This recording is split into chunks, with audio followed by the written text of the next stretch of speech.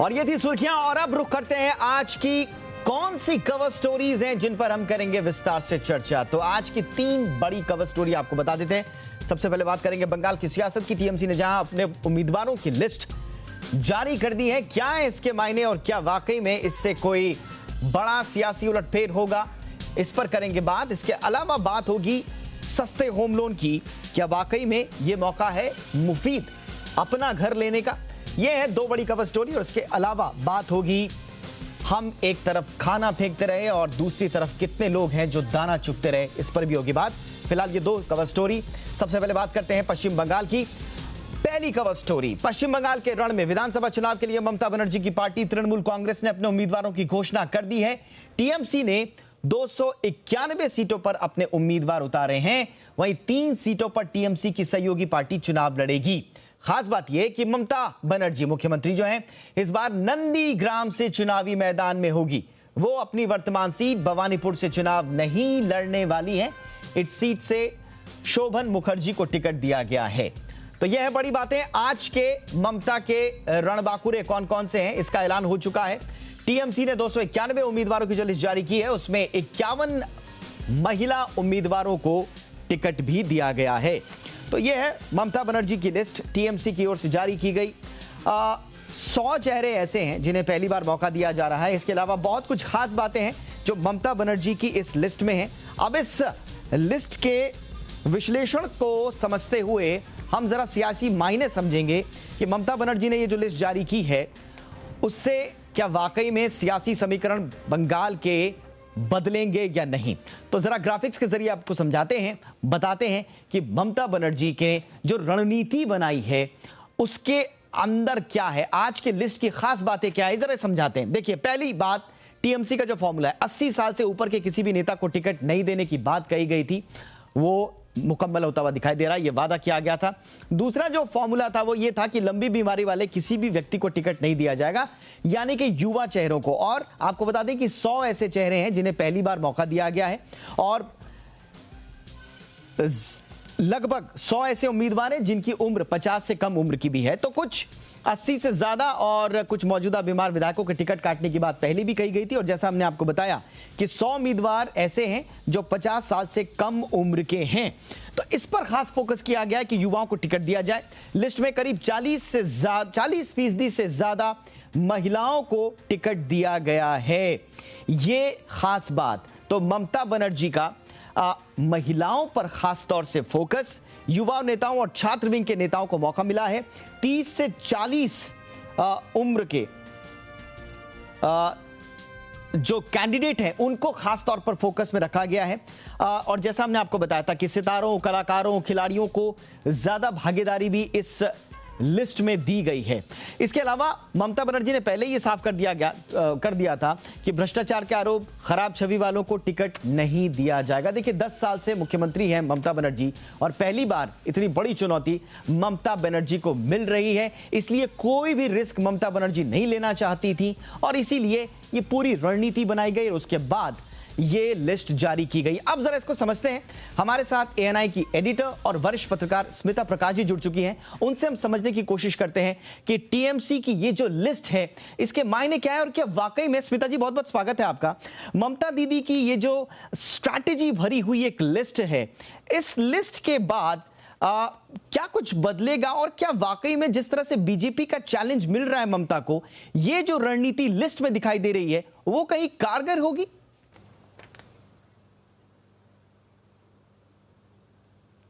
अगर लिस्ट को हम देखें, जैसे कि आपने कहा कि इनकी सूची में 50 महिलाएं हैं और 42 मुस्लिम शामिल हैं। पार्टी ने 100 नए चेहरों को चुनाव लड़ने का मौका दिया है। कहा जा रहा है कि कुछ इनमें से टीएमसी के कुछ ऐसे विधायक नाराज हैं और 10 विधायक और शायद 3 सांसद बीजेपी के संपर्क में हैं। ये नंबर ऊपर नीचे हो सकते हैं और क्या ये इन्हें भाजपा टिकट देगी या फिर इनको सिर्फ कैंपेनिंग में लगाएगी, अगले कुछ दिनों में पता लग जाएगा कि एग्जैक्टली पिक्चर क्या है। द थिंग इज कि अगर ममता बनर्जी को उनकी स्ट्रैटेजी को देखा जाए तो उनको बंगाल की शेरनी ऐसा ही नहीं कहा जाता, या क्योंकि ये हमला करने से ये डरती नहीं है और अपने शिकार के प्रति वो कोई दया भाव भी नहीं दिखाती हैं। तो अगर आप देखें तो आप मान के चलिए कि मई 2 तक कांटे की टक्कर होगी। टीएमसी के जो नए कैंडिडेट्स हैं वो उन्हें ज्यादा वक्त तो दिया नहीं है कि अपने क्षेत्र में जाएं, लोगों को जाने, कॉन्फिडेंस जीतें। इनमें से कुछ ऐसे भी हैं जो फिल्म एक्ट्रेसेस हैं, वो देव नेवर वर्कड विद पीपल। तो अब पर लेकिन उनको ये फायदा जरूर है कि टीएमसी के ग्राउंड लेवल कार्यकर्ता जो हैं वो बहुत सक्षम है और बूथ लेवल पर 10-15 साल से वो कार्यरत है। तो ये जो नए सेलिब्रिटी एक्ट्रेसेस हैं वो टीएमसी से लड़ेंगे जरूर, लेकिन वो फैंस से सिर्फ मिलेंगे नहीं, लेकिन उन्हें लोगों से मिलने के लिए जो एक ब्रिज है, जो एक सेतु समझ लीजिए, वो ये कार्यकर्ता निभाएंगे जो ग्राउंड लेवल पर काफी सालों से काम कर रहे हैं और उनको विश्वास जीतने में काफी सक्षम रहे हैं। अच्छा, एक और बात है स्मिता जी, भवानीपुर नहीं नंदीग्राम का चुनाव करना, ये कौन सा संदेश ममता ने इस बार दिया है?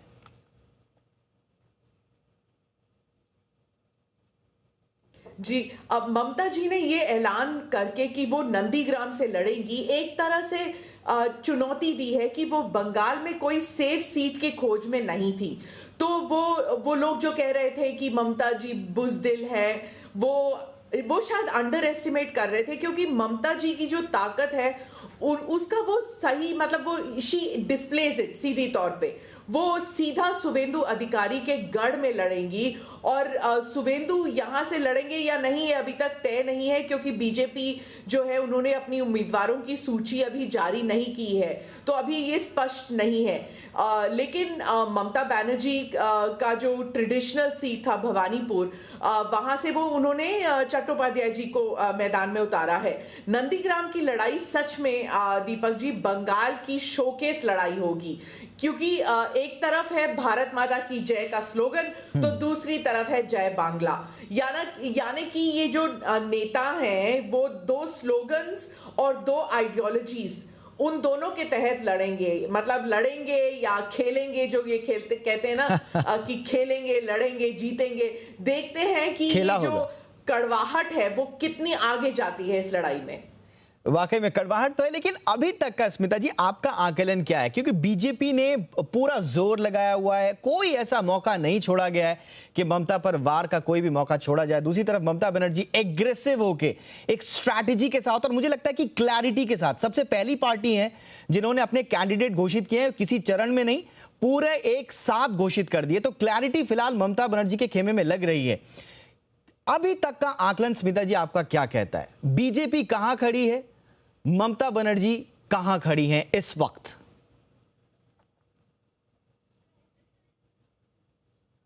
दीपक जी, मैं पत्रकारिता में इतने सालों से हूं, इसलिए मैं I never make a guess, क्योंकि इंडियन वोटर के मन को कभी भी गेस नहीं किया जा सकता कि वो किस तरफ है। वो कहते कुछ और है, आपको भी पता है, माइक लेके हम जाते हैं और वो कहते कुछ है और जाके वोट कहीं और कराते हैं। इसलिए मैं कभी गेस वर्क नहीं करती हूँ।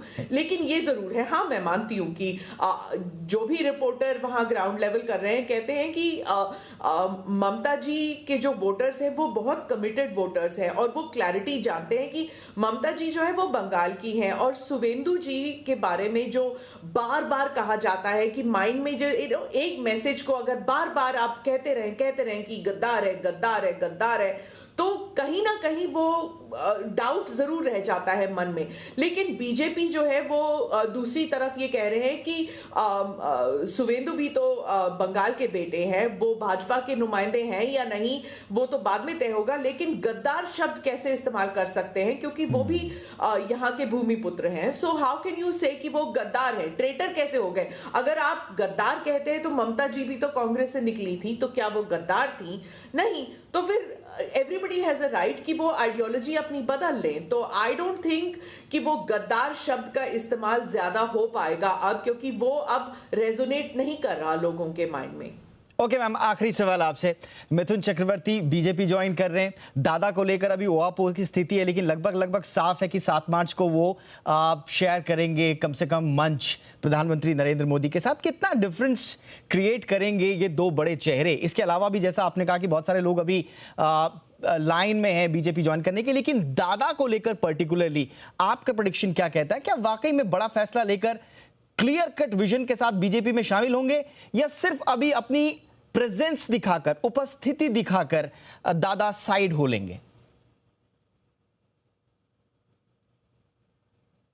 नहीं, साइड हो लेंगे तो कोई भी सेलिब्रिटी साइड नहीं होते। हाँ। जो भी फिल्म स्टार्स आते हैं, हाँ ठीक है, वो शायद टिकट नहीं मिलेगा शायद इस बार, क्योंकि वो अभी उन्होंने बीजेपी अभी ज्वाइन कर रहे हैं। लेकिन अगर टिकट मिल भी जाता है तो you can be short certain कि वो जीत जाएंगे, क्योंकि मिथुन चक्रवर्ती का बंगाल के साथ अगर आप बंगाल कहें तो मिथुन चक्रवर्ती को अलग नहीं किया जा सकता, just like Saurav Ganguly.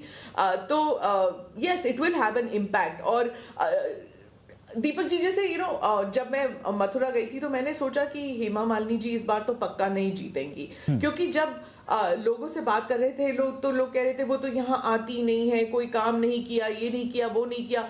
Complaints तो सारे करते हैं, लेकिन जब वोट देने जाते हैं तो मोदी जी का चेहरा होता है, या फिर एक ग्लैमर फैक्टर होता है, या फिर उनको लगता है कि हेमा जी की वजह से मीडिया यहाँ आती है तो शायद कोई डेवलपमेंट वर्क होगा। ऐसे बहुत सी चीज़ें होती हैं जो माइंड में चलती हैं। तो आई थिंक कि ये जो सेलिब्रिटीज़ को हम अंडर एस्टिमेट करते हैं, इनका कनेक्शन लोगों के साथ बहुत ज़्यादा होता है। हम लोग शायद पत्रकार होने के नाते हम इतना इम्प्रेस नहीं होते शायद सेलिब्रिटीज़ के साथ, लेकिन लोगों का जो है उनका एक डायरेक्ट कनेक्शन होता है, क्योंकि जब वो उस थिएटर में जाते हैं या टीवी में देखते हैं उन्हें, तो एक डायरेक्ट लिंक बन जाता है, चाहे वो कभी मिले नहीं हो उनसे। बिल्कुल।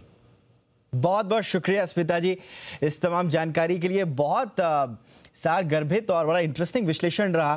Thank you so much. और ममता बनर्जी, जैसा कि स्मिता जी कह रही हैं कि एक तरफ से एग्रेशन में आकर उन्होंने पूरी तरह से चुनौती को स्वीकार करते हुए नंदीग्राम से रणभेरी बजा दी है चुनाव की। अब देखना यह होगा कि नंदीग्राम में क्या वाकई में सबसे बड़ा, ये तो ऑब्वियस है कि सबसे बड़ा संग्राम अब नंदीग्राम से ही देखने को मिलेगा, लेकिन दिलचस्प बात यह है कि गुरुवार को विधानसभा चुनाव में जो नंदीग्राम से उतरने का ऐलान किया है, उसके बाद अब तृणमूल कांग्रेस से बीजेपी में गए शुभेंदु अधिकारी के साथ यहां पर जो कॉन्टेस्ट होगा, वैसे अभी तक शुभेंदु अधिकारी का नाम क्लियर नहीं है कि वही बीजेपी के टिकट पर लड़ रहे हैं या नहीं, लेकिन नाम उन्हीं का चल रहा है आगे, वहां से विधायक भी रह चुके हैं। लेकिन 11 मार्च ये वो तारीख है जब महाशिवरात्रि भी है और इसी दिन नामांकन दाखिल करेंगे ममता बनर्जी। तो देखने वाली बात होगी कि बंगाल का रण किस ओर जाता है।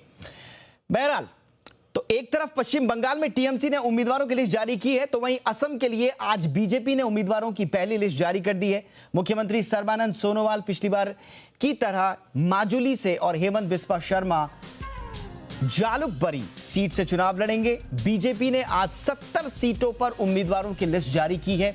पार्टी ने 11 मौजूदा विधायकों को टिकट नहीं दिया है। असम में बीजेपी, असम गण परिषद और यूनाइटेड पीपल्स पार्टी लिबरल इसके साथ गठबंधन कर चुनाव लड़ रही है। गठबंधन समझौतों के तहत बीजेपी 92, एजीपी 26 और यूपीपीएल 8 सीटों पर चुनाव लड़ेगी।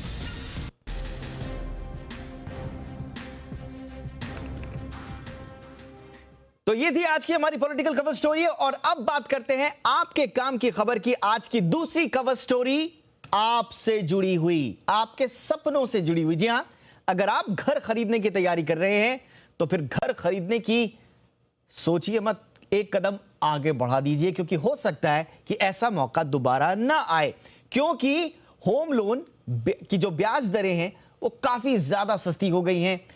पहले एसबीआई ने घटाई, फिर एचडीएफसी ने घटाई, कोटक महिंद्रा बैंक ने होम लोन में ब्याज दरों की कटौती की है, और इन बैंकों का होम लोन रेट 15 साल में सबसे सस्ता है। आईसीआईसीआई बैंक भी इस लिस्ट में शामिल हुआ है, और आईसीआईसीआई बैंक ने ब्याज दरें 6.70% कर दी हैं। यह आईसीआईसीआई बैंक का पिछले 10 सालों में सबसे सस्ता होम लोन रेट है। अब जल्दी से आपको दिखाते हैं कि सबसे सस्ता होम लोन आपको किस बैंक या हाउसिंग फाइनेंस कंपनी से मिल रहा है, यह भी आपको दिखाएंगे। लेकिन क्या वाकई में यह सबसे बड़ा मौका है आपके लिए एक घर खरीदने का, अपने घर के सपने को पूरा करने का? इस पर हम विस्तार से चर्चा करेंगे। साथ ही साथ ये भी बताएंगे कि फिलहाल किस बैंक में कितने प्रतिशत ब्याज पर होम लोन मिल रहा है। ग्राफिक्स के जरिए आपको समझाते हैं। जिन बड़े बैंक्स की हमने बात करी, उन बैंक्स में कितने फीसदी दर पर ब्याज मिल रहा है। तो कोटक महिंद्रा बैंक 6.65%। नोट कर लीजिए इसे। होम लोन की जो ब्याज दरें हैं 6.65%, 6.65% की दर पर मिल रहा है कोटक महिंद्रा बैंक में। इसके अलावा एसबीआई होम लोन रेट देख लीजिए और नोट भी कर लीजिए, 6.70%। इस परसेंटेज पर आपको होम लोन मिलेगा। इसके अलावा आईसीआईसीआई बैंक 6.70%, लगभग एसबीआई के बराबर ही। एचडीएफसी बैंक की अगर बात करें 6.75% की दर से आपको ब्याज मिलेगा। तो अगर आप बहुत दिनों से इस बात का इंतजार कर रहे थे कि होम लोन की दरें घटें, तो आपके लिए एक अच्छा मौका बन रहा है। लेकिन एक और सवाल है, क्या अभी ले लें या थोड़ा वेट कर लें? ऐसा तो नहीं है कि आने वाले कुछ संकेत और हों कि और घट जाएं, या अभी चूक गए तो मौका कभी नहीं आएगा, है ना ये कंफ्यूजन? इस कंफ्यूजन को दूर करते हैं। हमारे साथ जुड़ रहे जाने माने प्रॉपर्टी एक्सपर्ट प्रदीप साहब, उनका हम स्वागत करते हैं। प्रदीप जी, सबसे पहली बात प्रदीप जी, ये जो होम लोन रेट सस्ते किए हैं इन तमाम बैंक्स ने, क्या वाकई में यही मौका है, बेस्ट मौका है? सोचना नहीं है, आगे बढ़ जाना है? बिल्कुल डोभाल साहब, 6.65 और 6.7% का इंटरेस्ट रेट सबसे अच्छा मौका है। तीन बड़े बैंक, इसमें एसबीआई, एचडीएफसी और अब आईसीआईसीआई ने भी अगर रेट को रिड्यूस कर दिया है, तो मैं कहूंगा कि सबसे अच्छा समय है प्रॉपर्टी बाइंग करने का। सबसे अच्छा इंटरेस्ट रेट इस टाइम पे मिल रहा है। और प्रदीप जी, सबसे बड़ी बात यह है कि क्या सिर्फ होम लोन की दरें ही हम देखें कि ब्याज कम मिल रहा है, या कुछ और फैक्टर्स भी देखें कि ऐसा मौका दोबारा नहीं आएगा, इसलिए लपक लिया जाए इस मौके को? डोभाल साहब, यहाँ पर गवर्नमेंट और डेवलपर दोनों ही इस टाइम पे विन विन सिचुएशन पे काम कर रहे हैं, जो कि बायर्स के लिए विन विन सिचुएशन है। अगर हम डेवलपर्स की बात करें तो चूंकि इन्वेंट्री पाइल्ड अप काफी सारी थी, तो डेवलपर्स ने भी डिस्काउंटेड रेट निकाले। रेडी टू मूव स्टॉक इस टाइम अवेलेबल है, और गवर्नमेंट ने भी कहीं भी पीछे हटने की कोशिश नहीं की। गवर्नमेंट ने भी अपनी तरफ से कुछ स्टेट्स में, जैसे महाराष्ट्र, कर्नाटका में आपने देखा स्टैंप ड्यूटी के रेट को भी रिड्यूस किया। इंटरेस्ट रेट आपके सामने बहुत कम है। क्रेडिट लिंक सब्सिडी स्कीम को एक्सटेंड किया गया फर्स्ट होम बायर्स के लिए, और टैक्स हॉलिडे डेवलपर्स को भी जो है उसको भी एक्सटेंड किया गया। यहाँ central government 20 million affordable housing urban area में और 40 million affordable housing rural area में प्लान कर रही है। तो ये अपने आप में बहुत बड़े नंबर्स हैं। इससे मेरे को लगता है कि जब रेजिडेंशियल बढ़ेगा तो साथ में कमर्शियल भी बढ़ेगा, मतलब रिटेल, ऑफिस स्पेस या कमर्शियल स्पेस की डिमांड भी यहाँ बढ़ेगी। तो आगे बढ़ते हुए कदम मुझे दिख रहे हैं। ओके, आगे बढ़ते हुए कदम तो दिख रहे हैं सर, लेकिन कोरोना ने कितना माइंडसेट बदला है एक होम बायर का, और कितना समझ में आया है एक आम होम बायर को। आपके पास जो क्वेरीज आ रही हैं, आप जो रिसर्च कर रहे हैं, इंटरेस्ट कितना जगह पाया है जो एक आम आदमी है उसके मन में एक घर के प्रति कितना इंटरेस्ट जग पाया है प्रदीप जी? देखिए डोभाल जी, सिनेरियो बहुत चेंज हुआ है। जो कंजेस्टेड एरिया में जहां लोग रहते थे पहले, मैंने अक्सर देखा है कि प्राइम लोकेशंस के ऊपर लोग जो रहते थे वो बाहर निकलना नहीं चाहते थे, वहां खुश थे क्योंकि सारी फैसिलिटीज उन्हें वहां मिल रही थी। लेकिन कोरोना के बाद ऐसे लोग जो कंजेस्टेड एरिया में रह रहे थे वो बाहर निकले, ऐसे लोग जो रेंटेड अकोमोडेशन में रहना पसंद कर रहे थे वो बाहर निकले, क्योंकि उन्हें समझ में आया कि रेंटेड अकोमोडेशन या कंजेस्टेड एरिया में रहना कितना डिफिकल्ट है। लोगों ने ओपननेस को पसंद किया, लोगों की प्रेफरेंस चेंज हुई। मेडिकल हेल्थ फैसिलिटीज, बड़ी टाउनशिप, प्लॉटेड कॉलोनी, 3 और 4 BHK अपार्टमेंट जहां वाईफाई कनेक्टिविटी अच्छी हो, मतलब ओवरऑल एमिनिटीज के ऊपर फोकस हुआ। जहां एमिनिटीज थी वहां लोगों ने बाहर निकलना शुरू किया, और साइज, चूंकि वर्क फ्रॉम होम मैंडेटरी हो गया, बहुत सारी कंपनीज ने आने वाले 1 साल तक और मैंडेटरी कर दिया, तो लोगों ने बाहर निकलकर और वर्क फ्रॉम ऑफिस को देखते हुए एक एडिशनल रूम, मतलब 2.5 या 3.5 या 4 BHK को पहली पसंद माना और वो जम के खरीदारी की है। ओके प्रदीप जी, एक आखिरी सवाल, क्विक रिस्पॉन्स आपका। वेट करें, आउटलुक क्या दिख रहा है? वेट करें, क्या कुछ बैंक और इस कंपटीशन में आकर इससे भी कम दरें कर सकते हैं ब्याज की, या अभी नहीं तो कभी नहीं वाली स्थिति है? देखिए, मैं कहूंगा कि अभी नहीं तो कभी नहीं, क्योंकि यहाँ पर इंटरेस्ट रेट के साथ साथ मार्केट भी काफी नीचे है, प्राइस टैग काफी नीचे है। पिछले 6 महीने की अगर हम बात करें तो कुछ कीमतों में वृद्धि होनी शुरू हुई है, लेकिन प्राइस अभी भी बहुत अच्छे हैं। मेरे को लगता है कि ये राइट टाइम है, इस टाइम पे प्रॉपर्टी बाय करनी चाहिए। और साल 1.5 साल में आप देखेंगे जिस हिसाब से बाइंग ट्रेंड बढ़ा है, लोगों को सोशल सिक्योरिटी प्रॉपर्टी के अंदर मिल रही है, उस बाइंग ट्रेंड को अगर हम फॉलो करते हैं तो आने वाले टाइम में अच्छी खासी एप्रिसिएशन भी लोगों को मिल सकती है, जो रहने के पर्पज से या सिर्फ इन्वेस्टमेंट पर्पज से भी देखते हैं। यानी कि अपने लिए घर खरीदना है तो भी फायदा, और अगर निवेश के नजरिए से घर खरीदना चाहते हैं, एक प्रॉपर्टी लेना चाहते हैं, तो उसके लिए भी अच्छा मौका। यह है प्रॉपर्टी एक्सपर्ट प्रदीप मिश्रा जी की राय, अभी नहीं तो कभी नहीं। बहुत बहुत शुक्रिया प्रदीप जी हमारे साथ जुड़ने के लिए, आपका बहुत बहुत शुक्रिया हमारी इस कवर स्टोरी में हिस्सेदार बनने के लिए। और अब आज की तीसरी बड़ी कवर स्टोरी जो जुड़ी है आप और हमसे और हमारे शायद सोच से, नजरिए से। दुनिया भर में कई ऐसे मुल्क हैं जहां एक बड़ी आबादी भूख से परेशान रहती है, दूसरी ओर ऐसे भी लोग हैं जो खाने को, अन्न को बर्बाद कर देते हैं। इसमें आप और हम जैसे लोग भी शामिल होंगे, और इन्हीं लोगों को लेकर एक रिपोर्ट संयुक्त राष्ट्र ने जारी की है। इस रिपोर्ट में खाना बर्बादी के आंकड़े पेश किए गए हैं। क्या कहते हैं संयुक्त राष्ट्र की फूड वेस्ट इंडेक्स रिपोर्ट के आंकड़े, देखिए इस रिपोर्ट में।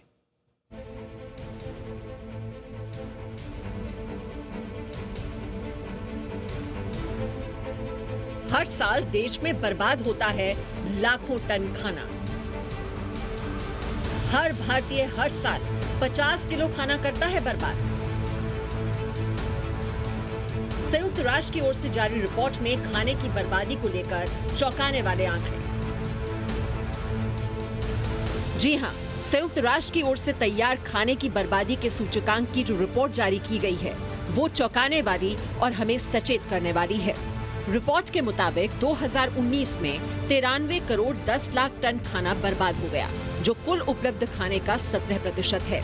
रिपोर्ट के मुताबिक ये खाना घरों, खुदरा दुकानदारों, रेस्टोरेंट समेत भोजन करवाने की अन्य जगहों पर बर्बाद हुआ। रिपोर्ट के मुताबिक सबसे ज्यादा खाना घरों में बर्बाद होता है, उसके बाद होटल, रेस्तरां समेत खाना खिलाने वाली अन्य जगहों पर, और फिर खुदरा दुकानों में। रिपोर्ट के मुताबिक दुनिया में 2019 में प्रति व्यक्ति 121 किलो खाने की बर्बादी हुई। इसमें घरों में 74 किलो प्रति व्यक्ति, यानी सबसे ज्यादा करीब 61% बर्बाद हुआ। वहीं खाद्य सेवाओं में 32 किलो प्रति व्यक्ति और रिटेल में प्रति व्यक्ति 15 किलो की बर्बादी हुई। दुनिया एक तरफ लगातार भुखमरी की स्थिति में है, और ऐसे में पौष्टिकता और हर किसी को खाना देने की मुहिम के तहत संयुक्त राष्ट्र महासभा ने 2023 को अंतर्राष्ट्रीय मोटा अनाज वर्ष मनाने के भारत के प्रस्ताव को मंजूरी दे दी है। अभी आपने कल ही देखा है कि भारत के प्रस्ताव के बाद संयुक्त राष्ट्र ने, यूनाइटेड नेशंस ने वर्ष 2023 को, यानी 2 साल के बाद 2023 को इंटरनेशनल ईयर ऑफ मिलेट्स घोषित किया है। भारत के इस प्रस्ताव के समर्थन में 70 से ज्यादा देश आए थे, और फिर यूएन जनरल असेंबली में ये प्रस्ताव सर्वसम्मति से स्वीकार किया गया। ये देश का गौरव बढ़ाने वाली बात है। ये हमारे किसानों के लिए भी बड़ा अवसर है, और उसमें भी खास करके छोटे किसान, जहां सिंचाई की सुविधाएं भी कम है और जहां पर मोटा अनाज पैदा होता है। एशियाई देशों की बात करें तो अच्छी बात यह है कि भारत में बर्बादी बाकी एशियाई देशों के मुकाबले कम है। संयुक्त राष्ट्र की रिपोर्ट के मुताबिक भारत में प्रति व्यक्ति सालाना 50 किलो, बांग्लादेश में 65 किलो, मालदीव में 71 किलो, पाकिस्तान में 74 किलो, श्रीलंका में 76 किलो, नेपाल में 79 किलो, अफगानिस्तान में 82 किलो प्रति व्यक्ति खाना बर्बाद होता है। प्रधानमंत्री मोदी लगातार खाने की बर्बादी को रोकने की अपील करते रहे हैं। हम जो ये जूठन छोड़ देते हैं, उससे हम कितनी बर्बादी करते हैं। क्या कभी सोचा है कि अगर जूठन न छोड़े तो ये कितने गरीबों का पेट भर सकता है। अगर भारत में वर्ष 2019-20 में हुए अनाज, तिलहन, गन्ना और बागबानी के कुल उत्पादन को जोड़ दें तो ये बर्बाद हुए खाने के वजन के बराबर होता है। रिपोर्ट के मुताबिक जितना खाना 2019 में बर्बाद हुआ, उससे 40 टन वाले 2 करोड़ 30 लाख ट्रक में पूरी तरह से भरा जा सकता है। और इन तमाम ट्रकों को एक सीध में रखा जाए तो पृथ्वी के 7 चक्कर लग सकते हैं। इससे आप समझ सकते हैं खाने की बर्बादी दुनिया में कितनी हो रही है। ऐसे में हमें खाने की बर्बादी नहीं करने का प्रण करना चाहिए। ब्यूरो रिपोर्ट, जी मीडिया। तो आइंदा कभी ऐसा लगे कि आप खाना बर्बाद करने वाले हैं तो जी मीडिया की ये रिपोर्ट और यूएन की रिपोर्ट जरूर याद कीजिएगा, शायद हालात जरूर बदलें। और अब वक्त है एक ब्रेक पर जाने का, लेकिन उससे पहले देख लेते हैं आज दिन भर की कुछ महत्वपूर्ण खबरें। तो पहली खबर है, मुकेश अंबानी के घर के पास विस्फोटक से भरी लावारिस एसयू के मालिक का शव मिला है। कल रात से गायब थे इसके ओनर। दूसरी बड़ी खबर है, मनी लॉन्ड्रिंग केस में महबूबा मुफ्ती को ईडी ने समन भेजा है।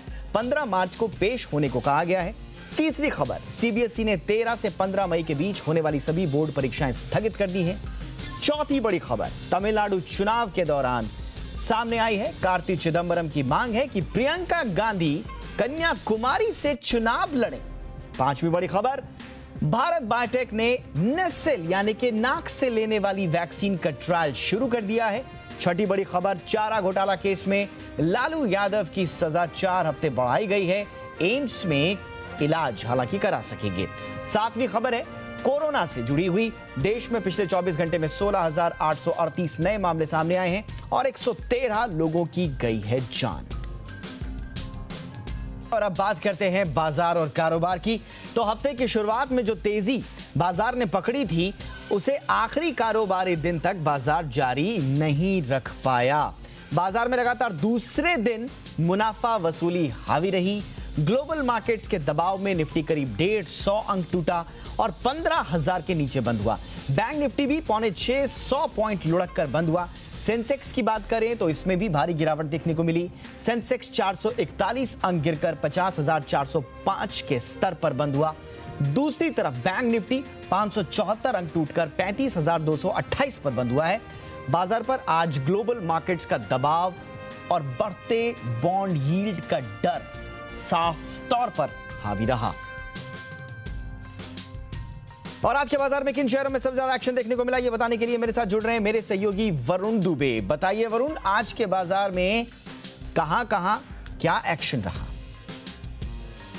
देखिए दीपक, भारतीय बाजारों में आज लगातार दूसरे दिन है जहां गिरावट देखने मिली और अच्छी खासी गिरावट थी। निफ्टी को देख लीजिए 15,000 के नीचे चला गया और ये जो पूरी गिरावट आई कहीं ना कहीं ये ग्लोबल कमज़ोर संकेत की वजह से देखने मिली। बॉन्ड यील्ड्स लगातार बढ़ रहे हैं, जिसके कारण आपने देखा कि यूएस के मार्केट्स में, यूरोपियन मार्केट्स में अच्छी खासी गिरावट देखी गई और उसी के चलते कहीं ना कहीं भारतीय बाजार जो है उसमें भी तगड़ी गिरावट जो है आज के ट्रेडिंग सेशन में देखने मिली है। सबसे ज़्यादा प्रेशर अगर कहीं से आया है तो मेटल्स और पीएसयू बैंकिंग स्पेस से आया है। हालांकि कच्चे तेल में जो बढ़त हुई है उसके चलते कहीं ना कहीं जो ऑयल एंड गैस शेयर्स है उनमें सबसे ज़्यादा तेज़ी भी देखने मिली है।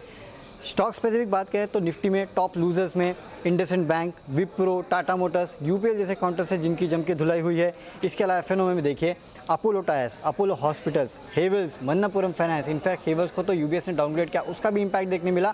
और मन्नापुरम फाइनेंस कहीं ना कहीं जिस हिसाब से गोल्ड की कीमतें गिर रही है उसका भी इंपैक्ट यहाँ देखने मिला। पीएसयू बैंक्स और मेटल्स में अगर आप देखेंगे तो कैनरा बैंक, एसबीआई जैसे पीएसयू बैंक से जिनकी जम के धुलाई हुई है। नालको, टाटा स्टील जैसे काउंटर्स है जिनकी अच्छी खासी पिटाई आज हुई है। इसके अलावा just dial, India cement, Bharat dynamics जैसे काउंटर्स है जिनकी जम के पिटाई हुई। हिरनबा आज की लिस्टिंग अच्छी हुई, लेकिन जिन लेवल पे लिस्ट हुआ वहाँ से ये काउंटर भी थोड़ा कूल ऑफ होते हुए नजर आया। जो ओवरऑल मार्केट में गिरावट देखने मिली उसका थोड़ा बहुत असर यहाँ भी देखा गया। स्टॉक्स जहाँ पे तेजी है, ऑयल एंड गैस स्पेस, यहाँ पे ओएनजीसी, गेल जैसे काउंटर्स है, महानगर गैस जैसे काउंटर है जिनमें आज जम के तेजी देखने मिली। इसके अलावा हमारा एक्सक्लूसिव का इम्पैक्ट आपको फर्टिलाइजर काउंटर्स में देखने मिला, क्योंकि सेकेंड चरण में फर्टिलाइजर्स में फैक्ट जैसे काउंटर्स है जिन पे विनिवेश किया जाएगा, तो इसका इम्पैक्ट आज फैक्ट पे देखने मिला जो 20% के आसपास की तेज़ी दिखा रहा है। एनएफएल और आरसीएफ में भी आज भी खरीदारी देखी गई। इसके अलावा जिन स्टॉक्स में तेज़ी थी उसमें सीएसबी बैंक था जहां पे अच्छी खासी तेज़ी आज के ट्रेडिंग सेशन में देखने मिली। एफएमसीजी काउंटर्स थोड़े चमके हैं, इमामी, एवेन्यू सुपरमार्ट जैसे काउंटर है जहाँ पे तेज़ी थी, और वेदांता। मेटल काउंटर्स में गिरावट थी, लेकिन ये एक स्टैंड आउट काउंटर था जिसमें आज दिन भर अच्छा खासा रुझान रहा लोगों का और दिन के आखिरी घंटे में तो इस काउंटर में काफ़ी बेहतरीन तेज़ी भी देखने मिली है। तो ओवरऑल अगर आप देखेंगे तो ग्लोबल जो संकेत थे वो काफ़ी कमज़ोर थे, जिसके कारण इंडियन मार्केट्स में भी कहीं ना कहीं प्रेशर देखने मिला। और पिछले हफ्ते का जो ब्लैक फ्राइडे था उससे यह ज़्यादा डिफरेंट नहीं था। आज भी कमज़ोरी जो है काफ़ी ज़्यादा भारतीय बाजारों में देखी गई। तो कारोबारी हफ्ते के आखिरी दिन गिरावट के साथ शेयर बाजार हुए हैं बंद। और अब जरा देख लेते हैं कि अमेरिका में कारोबार की कैसी शुरुआत हुई है। एक नजर डाल लेते हैं डाउ जोन्स और नैस्डैक के शुरुआती ट्रेंड्स पर। लाइव ट्रेंड्स देखते हैं तो हरे निशान में तीनों इंडाइसेस कारोबार करते हुए हल्की तेजी के साथ डाउ जोन्स की शुरुआत हुई है। लगभग आधे % की तेजी के साथ कारोबार करता हुआ दिखाई दे रहा है डाउ जोन्स। S&P की अगर बात करें तो आधे % की ओर धीरे धीरे ये भी बढ़ता हुआ हरे निशान में फिलहाल कारोबार करता हुआ सुस्ती के साथ, लेकिन तेजी दिखाई दे रही है। हल्की शुरुआत के साथ खुल रहे हैं अमेरिकी बाजार। नैस्डैक की अगर बात करें तो लगभग आधे % के साथ ये भी कारोबार करता हुआ नजर आ रहा है। तो ये है डाउ जोन्स, S&P और नैस्डैक इंडाइसेस आपके टीवी स्क्रीन पर। अमेरिकी बाजार हल्की बढ़त के साथ शुरुआती कारोबार करते हुए नजर आ रहे हैं। और अब हमारे साथ आज आपकी तैयारी कराने के लिए और आज का विश्लेषण करने के लिए हमारे साथ जुड़ रहे हैं प्रॉफिट मार्ट सिक्योरिटीज के अविनाश गोरक्षकर साहब। अविनाश जी, बहुत बहुत स्वागत है आपका। अविनाश जी, क्या पढ़ पा रहे हैं आप अमेरिकी बाजारों में? एक हरे निशान में तीनों इंडाइसेस कारोबार करते हुए नजर आ रहे हैं। इन आंकड़ों को देखकर क्या संकेत फिलहाल आप निकाल पा रहे हैं? देखिए, मुझे लग रहा है कि एक दो दिन की भारी बिकवाली के बाद एक बाउंस बैक यूएस मार्केट्स में डेफिनेटली ऑब्वियस है। थोड़ा सा बाउंस बैक जरूर आएगा, लेकिन 2 दिन पहले जो पॉवेल साहब ने जो फेड के चीफ है उन्होंने कहा था कि इन्फ्लेशन वापस बढ़ रहा है। इन्फ्लेशन अगर बढ़ता है तो डेफिनेटली राइजिंग बॉन्ड यील्ड्स के साथ ये अच्छी बात नहीं है, क्योंकि इसका डेफिनेटली इम्पैक्ट कंपनीज के डिमांड, परचेसिंग पावर पे और प्रॉफिटेबिलिटी पे आएगा। रही बात इमर्जिंग मार्केट्स के लिए, तो इमर्जिंग मार्केट्स के लिए सबसे बड़ी दिक्कत है कि क्रूड के प्राइसेस बढ़ने के संकेत है। इनफैक्ट गोल्डमैन सैक्स ने कहा है कि $75 तक क्रूड जाने की संभावना है। तो कहीं ना कहीं मुझे लग रहा है कि इंडियन मार्केट्स को भी थोड़ा सा कंसोलिडेट होने में टाइम लगेगा। 15,000 का जो लेवल है वो थोड़ा सा स्टेबल मेरे ख्याल से कंसोलिडेशन का लेवल है। इंटरनेशनल मार्केट्स में तो मैं समझता हूँ इन्फ्लेशन अगर बढ़ता है तो उसका सीधा इम्पैक्ट नॉट ओनली उनकी इकोनॉमी के ऊपर बट इवन इमर्जिंग मार्केट्स पे आएगा। तो थोड़ा सा कॉशियस रहने की जरूरत है। मुझे लग रहा है कि आने वाला हफ्ता भी काफी वोलेटाइल रहेगा। और ऑब्वियसली हम समझते हैं कि ऑल्दो Q4 के नंबर्स काफी अच्छे आएंगे, लेकिन इमर्जिंग मार्केट जैसे इंडिया में अगर इन्फ्लेशन बढ़ता है, क्रूड के प्राइसेस बढ़ते हैं, तो कहीं ना कहीं ये जो फ्लोज है, आज हमने FIs के फ्लोज भी काफी नेगेटिव देखे हैं, तो ये फ्लोज वापस पॉजिटिव में होने में थोड़ी सी दिक्कत रहेगी। तो ओवरऑल पोजीशन न्यूट्रल है, लेकिन डेफिनेटली थोड़ा सा कॉशियस रहना चाहिए। कॉन्शियस रहना चाहिए। लेकिन बाजार में लगातार दूसरे दिन अविनाश जी मुनाफा वसूली हावी रही है। ये प्रॉफिट बुकिंग आई कहां से? मुझे लग रहा है कि कहीं ना कहीं ग्लोबल मार्केट्स के संकेत से ही आया है। जैसे आज वरुण ने कहा कि मेटल्स में काफी बिकवाली थी, मेरे ख्याल से बैंकों में बिकवाली थी। मुझे लग रहा है कि कहीं ना कहीं ट्रेडर्स ये भी मान रहे हैं कि थोड़ा सा मुनाफा वसूली, जो भी मुनाफा बना है वो उसमें रिकवर करे। ओवरऑल हमको लग रहा है कि क्लियरली जो डिफेंसिव सेक्टर्स है वहां पे आपको शायद थोड़ी बहुत तेजी आने वाले दिनों में देखने को मिलेगी, जैसे कि IT है, फार्मा है, FMCG है, क्योंकि ये सेक्टर्स को इतना ज्यादा बॉन्ड यील्ड या इतना ज्यादा क्रूड की कीमतों से ज्यादा कोई लेना देना है नहीं। तो मुझे लग रहा है कि overall stock specific action in sectors में आपको देखने को मिलेगा। और रही बात बाकी सेलिंग की, तो वो प्योरली प्रॉफिट बुकिंग है, जो मुझे लग रहा है कि ग्लोबल मार्केट से ट्रिगर हुई है। ओके अविनाश जी, अब आज जैसे कि वरुण ने भी आज रिपोर्ट किया था कि फर्टिलाइजर्स में सेक्टर में हमने देखा कि तेजी है। ऑयल एंड गैस में अच्छी खासी आज तेजी देखी गई, खरीदारी देखी गई। मेटल और PSU जैसा आप भी कह रहे हैं कि थोड़ा बहुत उसमें मुनाफा वसूली, थोड़ा बहुत क्यों, ठीक ठाक उसमें मुनाफा वसूली आज हावी रही है। अगले हफ्ते किस तरह का आउटलुक देखते हैं आप, particularly fertiliser, oil and gas और PSUs और मेटल में? मुझे लग रहा है कि अगले हफ्ते में फर्टिलाइजर और टिपिकली जो जो ऑयल एंड गैस की कंपनीज है वहां पे आपको पॉजिटिव रुझान रखना चाहिए। मुझे लग रहा है महानगर गैस एक अच्छा विकल्प है। मुझे लग रहा है कि क्लियरली अगर ऑयल के प्राइसेस बढ़ते हैं तो गैस की कंपनीज के जो प्राइसिंग है वो और कॉम्पिटिटिव बनेगी। जब भी क्रूड की कीमतें बढ़ती है तभी CNG और PNG दोनों वॉल्यूम ऑफटेक बढ़ता है, तो इसके लिए काफी अच्छी बढ़त रहेगी। और रही बात फर्टिलाइजर कंपनीज की, तो हमको सुनने में आ रहा है कि गवर्नमेंट गवर्नमेंट यहाँ पे और थोड़ी सी रियायत इन फर्टिलाइजर कंपनीज को देने वाली है। प्लस आरसीएफ की अगर बात करें तो आरसीएफ में जो लैंड डील है उसका भी कहीं ना कहीं जल्द ही नतीजा आने वाला है। चेंबूर में इनके पास बहुत ज्यादा जमीन है, अगर ये डिसीजन गवर्नमेंट का आता है तो आपको बहुत अच्छी तेजी आरसीएफ में देखने को मिलेगी। तो ओवरऑल फर्टिलाइजर और ऑयल एंड गैस सेक्टर पे पॉजिटिव रहे। मेटल्स में मैं समझता हूँ थोड़ा सा बच के रहिए, क्योंकि मेटल्स वापस ग्लोबली इंटरलिंक सेक्टर है, और अगर ग्लोबल मार्केट्स वीक बढ़ते हैं तो मेटल्स में आपको थोड़ी सी नरमी अगले हफ्ते भी देखने को मिल सकती है। बहुत बहुत शुक्रिया अविनाश जी इस विश्लेषण के लिए और अगले हफ्ते हमारे दर्शकों की तैयारी कराने के लिए। बहुत बहुत शुक्रिया आपका वक्त निकालने के लिए। तो ये था मार्केट का अपडेट। अब जरा सोने के दामों में भी क्या हलचल है जरा ये भी देख लेते हैं। सोने के दामों में लगातार गिरावट देखने को मिल रही है। आज हाजिर बाजार में जो भाव था वो 43,887 रुपए पर आ गया। अब सोने में ताजा गिरावट डॉलर और बॉन्ड यील्ड में मजबूती से आई है। सोना पिछले 8 महीनों में करीब 12,313 रुपए सस्ता हुआ है। पिछले साल 6 अगस्त को 10 ग्राम सोने का भाव 56,200 रुपए तक पहुंच गया था, मगर अब इस उच्चतम स्तर से 22% नीचे आ गया है।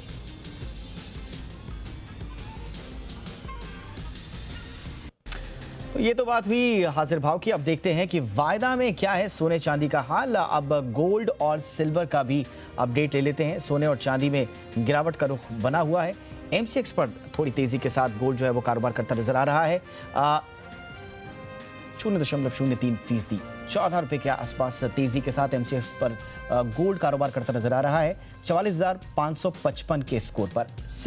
चांदी में थोड़ी गिरावट 1.14 यानी कि 1.5% की गिरावट 64,530 पर कारोबार करती हुई फिलहाल एमसीएक्स पर चांदी नजर आ रही है 946 के भाव पर। तो ये है सोने चांदी की चाल फिलहाल वायदा में। और अब एक नजर डाल लेते हैं क्रूड पर भी। तो क्रूड में किस तरह की हलचल है उस पर भी एक नजर डाल लेते हैं। तो कच्चे तेल की चाल, ब्रेंट क्रूड का हाल आप देख रहे हैं फिलहाल। ये है ब्रेंट क्रूड की चाल, कच्चे तेल की चाल। आज का एक्शन किस तरह का है ये आप अपनी टीवी स्क्रीन पर देख रहे हैं।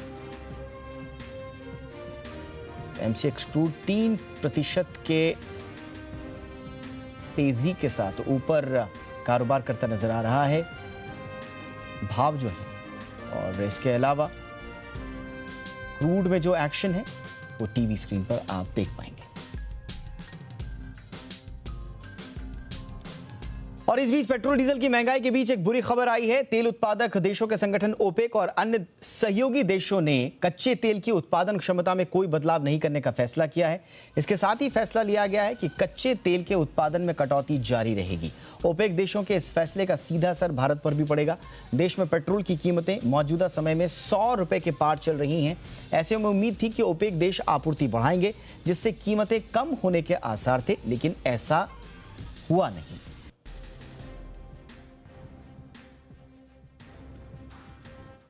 पीएलआई योजना से देश में औद्योगिक उत्पादन में 520 अरब डॉलर की बढ़ोतरी होगी। यह बात प्रधानमंत्री ने पीएलआई योजना पर हुए एक वेबिनार में बताई। उन्होंने यह भी कहा कि पीएलआई प्रोडक्शन बढ़ने के साथ रोजगार भी बढ़ेगा। साथ ही पीएम ने बताया कि बजट में पीएलआई योजना के लिए 5 साल में 2 लाख करोड़ रुपए का प्रावधान किया गया है।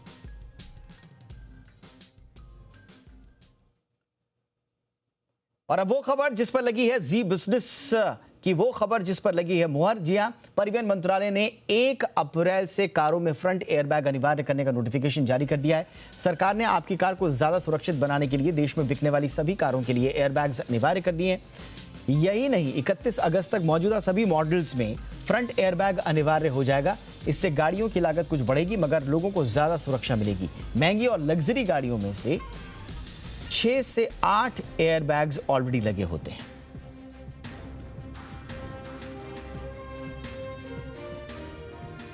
मार्च का महीना आईपीओ का महीना रहने वाला है। कई जानी मानी कंपनियां इस महीने में अपना आईपीओ लॉन्च करने में जुटी हुई हैं। MTAR टेक्नोलॉजीज का आईपीओ भी आ चुका है और अब बारी है इजी ट्रिप प्लानर्स की।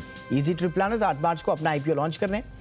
यह आईपीओ 10 मार्च को बंद होगा। इसके अलावा पावर ग्रिड, अनुपम रसायन, लक्ष्मी ऑर्गेनिक इंडस्ट्रीज और आधार हाउसिंग का आईपीओ भी इसी महीने आने वाला है।